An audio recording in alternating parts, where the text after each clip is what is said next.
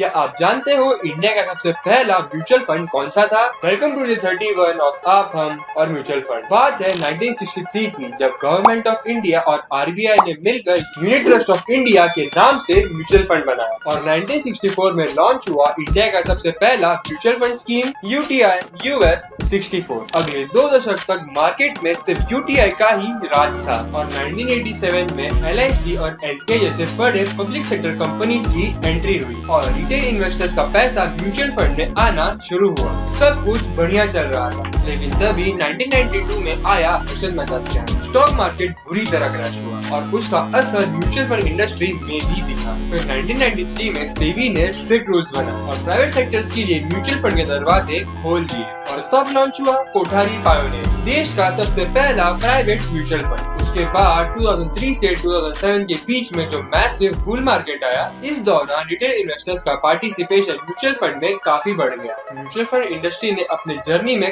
काफी challenges face किए हैं, जैसे लो फाइनेंशियल अवेयरनेस, 2008 की ग्लोबल फाइनेंशियल क्राइसिस और कोविड-19। फिर भी इंडस्ट्री ने ग्रो किया और लोगों का ट्रस्ट जीता because of transparency, safety, liquidity और इजी एक्सेसिबिलिटी। आज mutual fund industry 80 lakh crore से ज्यादा एसेट्स मैनेज करती है। ये भरोसे का नंबर है और ये तो बस शुरुआत है। इस सीरीज में हम ऐसे ही म्यूचुअल फंड को सिंपल तरीके से समझाएंगे। Follow Shetty brothers fan, comment MF for more information on mutual fund. और